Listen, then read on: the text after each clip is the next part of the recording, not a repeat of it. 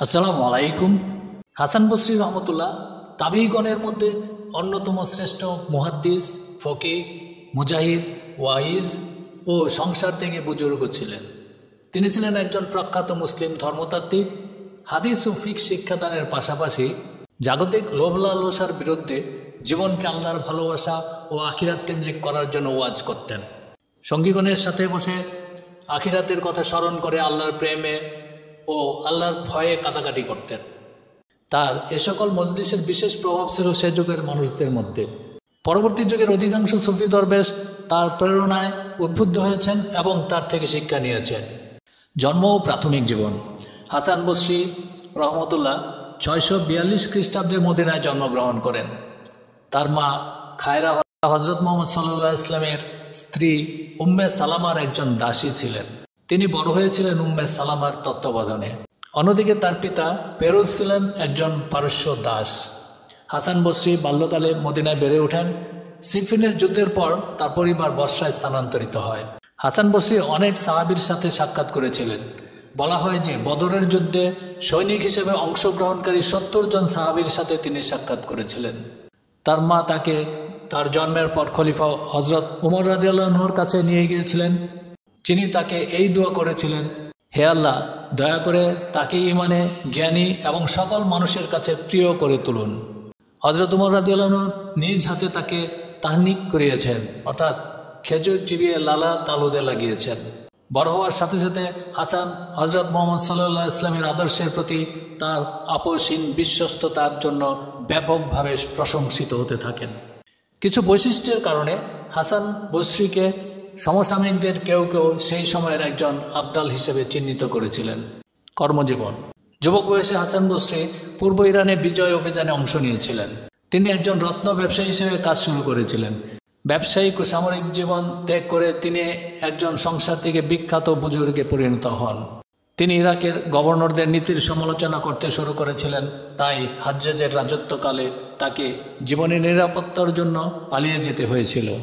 হাসান বসরি রহমতুল্লাহ ধনীদের সম্পদ সঞ্চয়ের প্রকাশ্যে নিন্দা করতে শুরু করেন এবং বলা হয় যে তিনি ব্যক্তিগতভাবেও সম্পদকে এতটাই ঘৃণা করতেন যে তিনি তার মেয়ের জন্য দাবিদার একজন বিখ্যাত সম্পদশালী পাত্রকে প্রত্যাখ্যান করেছিলেন, কারণ তিনি কেবল তার ধন সম্পদের কারণে বিখ্যাত ছিলেন। হাসান বসরির বার্তার সারমর্ম ছিল ন্যায়পরায়ণতা, সংযম, দারিদ্র্য এবং আল্লাহর প্রতি শ্রদ্ধাশীল ভয়। যদিও তিনি আল্লাহর জ্ঞান এবং প্রেমের কথাও বলেছিলেন, যা তিনি বিশ্বের প্রেম ও জ্ঞানের সাথে তুলনা করেছিলেন। ব্যবসায়ী থেকে আউলিয়া। হাসান বসরি একবার বাইজেন্টাইন সম্রাটের আমন্ত্রণে তার দরবারে গিয়েছিলেন। পরে উজির তাকে মরুভূমিতে একটি বিলাসবহুল তাঁবুতে নিয়ে যান।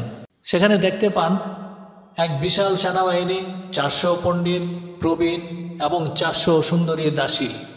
উজির জানালেন যে সম্রাটের সুদর্শন তরুণ পুত্র অসুস্থতায় মারা যাওয়ার পর থেকে প্রতি বছর বাইজেন্টাইন প্রজাদের এই দল মৃত রাজপুত্রকে শ্রদ্ধা জানাতে আসে। সাধারণ শ্রেণীর জনগণের প্রস্থানের পর সম্রাট তাঁবুতে গিয়ে মৃত ছেলের জন্য শোক প্রকাশ করেন। তাদের দুঃখ এই যে তাদের শক্তি, বিদ্যা, জ্ঞান, সম্পদ, কর্তৃত্ব ছেলের জীবনকে দীর্ঘায়িত করতে অক্ষম ছিল।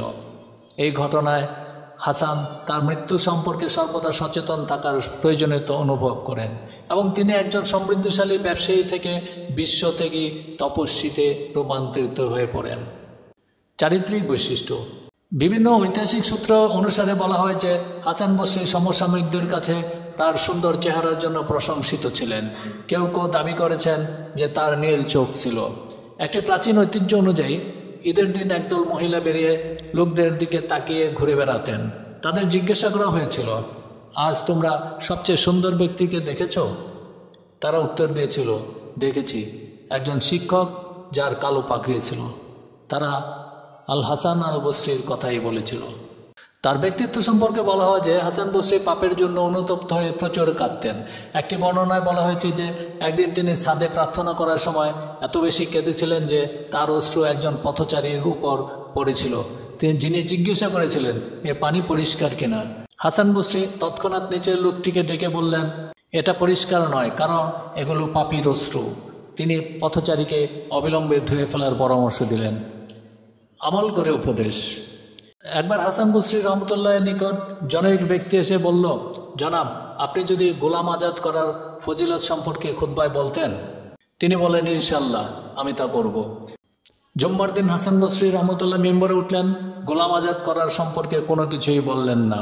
লোকজনের সামনে অন্য বিষয় নিয়ে আলোচনা করলেন। দ্বিতীয় জুম্মা এবং তৃতীয় জুম্মায় অন্য আলোচনা করলেন। চতুর্থ বা পঞ্চম জুম্মায় তিনি গোলাম আজাদ প্রসঙ্গে আলোচনা করলেন। উক্ত লোকটি বিস্ময়ে অভিভূত হয়ে জিজ্ঞাসা করল, জনাব, গোলাম আজাদ করার বিষয়ে আপনার কাছে আমি আবেদন করলাম, কিন্তু আপনি সেই আলোচনা 4 সপ্তাহ পরে করলেন। উত্তরে হাসান বসরি রহমতুল্লাহ বললেন, গোলাম আজাদ করার প্রসঙ্গে আলোচনা আমি করিনি, কারণ আমার কাছে অর্থকড়ি ছিল না।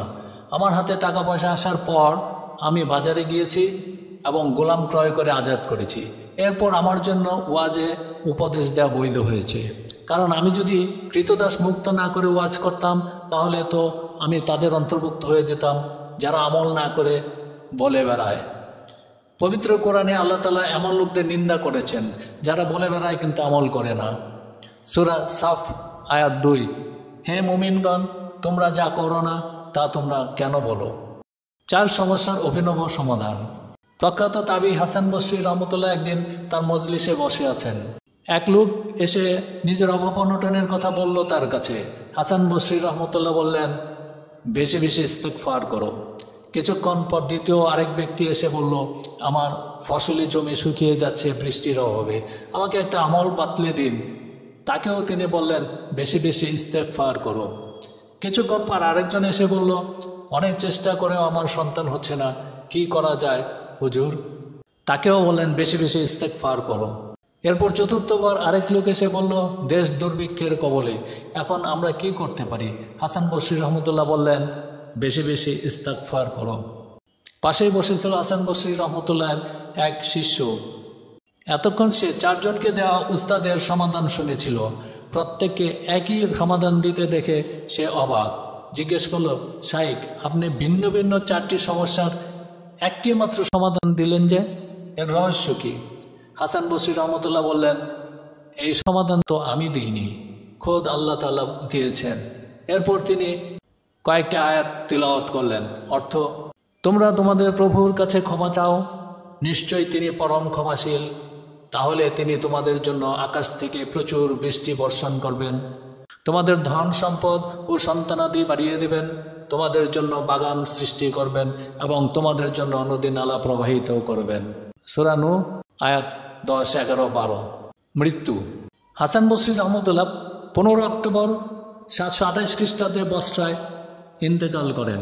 সমগ্র বসরার মানুষ তার জানাজায় অংশ নেয়। ফলে প্রথমবারের মতো বসরার জামে মসজিদ আসরের নামাজের সময় খালি থেকে যায়। আল্লাহ আমাদের ব্যক্তিগত জীবনে মহান বুজুর্গ হাসান আল বসরি রহমতুল্লাহের জীবন থেকে শিক্ষা গ্রহণ করার তৌফিক দান করুন, আমিন। যদি ভিডিওটি ভালো লেগে থাকে তাহলে লাইক, শেয়ার এবং সাবস্ক্রাইব করতে ভুলবেন না। আমাদের সঙ্গেই থাকুন এমন আরও ইতিহাস ও আধ্যাত্মিকতার গল্প জানার জন্য। ধন্যবাদ।